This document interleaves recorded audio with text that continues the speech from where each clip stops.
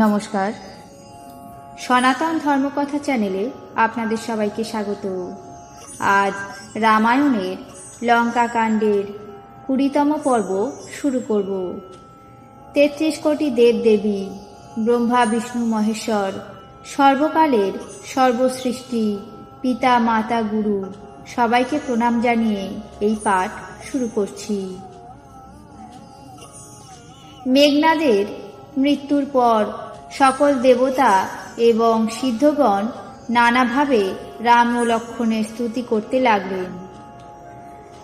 তারপর লক্ষ্মণ কৃপাসিন্ধু রামের কাছে এলেন। রাবণ যেইমাত্র পুত্রবধের সংবাদ শুনলেন, তৎক্ষণাৎ তিনি মূর্ছিত হয়ে মাটিতে পড়ে গেলেন। মন্দোদরী বুক চাপড়ে নানা প্রকারে বিলাপ করে কাঁদতে লাগলেন। নগরবাসীরা সবাই শোকে স্তব্ধ হয়ে গেল। সকলেই রাবণকে নীচ বলতে লাগল। রাবণ তখন সব নারীদের নানাভাবে বোঝালেন যে সমস্ত জগতের সব কিছুই নশ্বর, এই কথা ভেবে দেখো। রাবণ তাদের অনেক জ্ঞানোপদেশ দিলেন। তিনি স্বয়ং মন্দ, কিন্তু তার কথা বাক্য অত্যন্ত শুভ এবং পবিত্র। অপরকে উপদেশ দিতে তো অনেক লোকই পারদর্শী, কিন্তু এরকম লোকের সংখ্যা ভীষণ কম যে উপদেশ অনুযায়ী আচরণ করে। রাত পোহালো, ভোর হলো। ভাল্লুক বানর আবার রাবণের লঙ্কায় 4টি দুর্গ ঘিরে ফেলল। যোদ্ধাদের ডেকে দশানন রাবণ বলছেন, যুদ্ধে শত্রুর মুখোমুখি হতে যার মন কাঁপে তার এখনই চলে যাওয়া উচিত। যুদ্ধে গিয়ে বিমুখ হওয়া ভালো নয়। আমি নিজের বাহুবলে শত্রুতা বৃদ্ধি করেছি। যে শত্রু চড়াও হয়ে এসেছে তাকে আমি নিজেই দেখে নেব। এই কথা বলে বায়ুগতি রথ সাজালেন। সমস্ত রকম যুদ্ধের বাজনা বাজতে লাগল।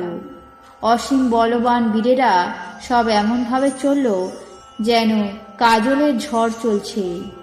ওই সময় অসংখ্য অশুভ লক্ষণ হতে লাগল, কিন্তু নিজের বাহুবলে গর্বিত রাবণ সেসব গ্রাহ্যই করল না। অতি গর্বে সে মঙ্গল অমঙ্গলের চিহ্ন বিচার বিবেচনা করল না।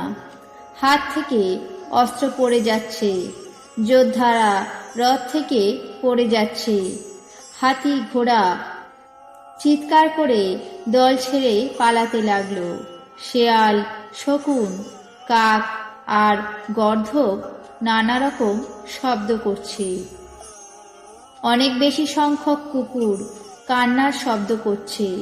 পেঁচাগুলি এমন অত্যন্ত ভয়ানক শব্দ করছে যেন কালের দূত মৃত্যুর বার্তা শোনাচ্ছে।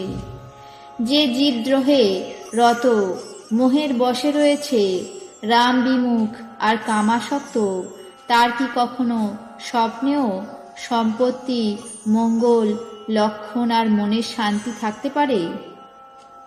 রাবণ এসব কিছু গ্রাহ্য না করে বিপুল রাক্ষস সৈন্য নিয়ে চলল। চতুরঙ্গ বাহিনীতে নানা রকম দল, বিবিধ প্রকার বাহন, রথ আর যান, নানাবিধ রঙের অনেক পতাকা আর ধ্বজা। মদমত্ত হাতির অনেক দল চলল, যেন বর্ষার মেঘকে বায়ু নিয়ে চলেছে।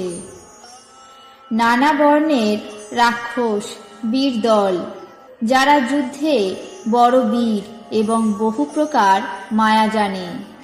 অত্যন্ত বিচিত্র সেনাবাহিনী শোভা পাচ্ছিল। মনে হলো যেন বীর বসন্ত ঋতু তার সেনা সাজিয়েছে। সৈন্যরা চললে দিগ্গজেরা দুলে ওঠে, সমুদ্র বিক্ষুব্ধ হয় আর পর্বত আন্দোলিত হয়। এত ধুলো উড়ল যে সূর্য পর্যন্ত ঢাকা পড়ে গেল। আবার সহসা বাতাস বন্ধ হয়ে গেল। পৃথিবী আকুল হলো। ঢোল আর নাকড়া ভীষণ শব্দে বাজছে, যেন প্রলয়কালে মেঘ গর্জন করছে। ভেরি, তুড়ি আর সানাইতে যোদ্ধাদের মনোরঞ্জনকারী মারু রাগ বাজছে। সব বীরেরা সিংহনাদ করছে আর নিজ নিজ বল ও পৌরুষের কথা বলা বলি করছে। রাবণ বললেন, যোদ্ধারা শোনো, তোমরা ভাল্লুক আর বানরের দলকে পিষে ফেলো, আর আমি এই দুই রাজপুত্র ভাইকে মারব। এই কথা বলে তিনি নিজের সেনার সামনে চললেন। বানরেরা যখন এই সংবাদ পেল, তখন তারা রঘুবীরের দোহাই দিয়ে ছুটে চলল।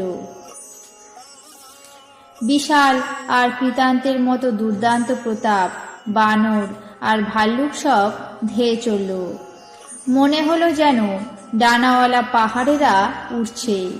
তাদের বর্ণ অনেক প্রকার, নখ, দাঁত, পর্বত আর বড় বড় গাছই এদের হাতিয়ার। এরা খুবই শক্তিশালী এবং কাউকে ভয় করে না।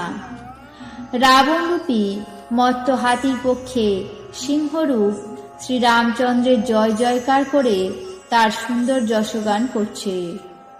দুপক্ষের সৈন্যরাই জয় জয়কার করে নিজ নিজ জুটি ঠিক করে এগিয়ে রামের আর ওদিকে রাবণের যশগান করে পরস্পরের সঙ্গে যুদ্ধের সম্মুখীন হল।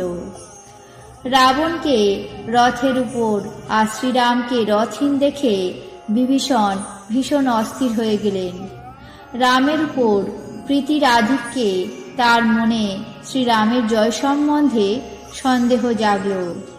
ইনি যে রথ ছাড়া কি করে রাবণের বিরুদ্ধে জয়লাভ করবেন।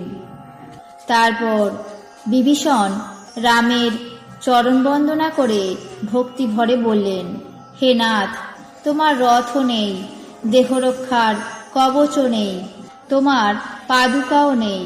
ওই শক্তিশালী বীর রাবণের সঙ্গে কিভাবে জয়লাভ করবে? কৃপানিধান রামচন্দ্র বললেন, হে সখা, শোনো, জয় যাতে হয় সে রথ আলাদাই হয়।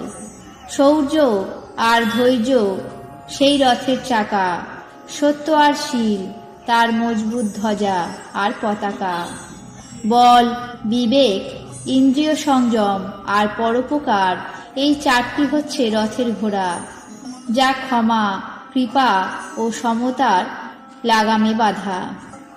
ঈশ্বরের ভজনই ওই রথের চালক।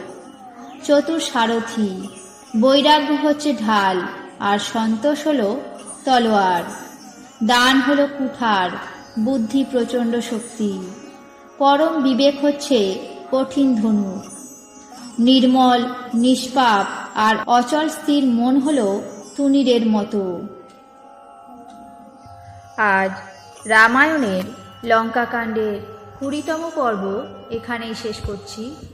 বাকি অংশ আগামী পর্বে পাঠ করে শোনাব। আপনাদের কেমন লাগছে তা অবশ্যই কমেন্ট বক্সে জানাবেন। চ্যানেলটিকে সাবস্ক্রাইব করবেন, লাইক করবেন, শেয়ার করবেন। ধন্যবাদ।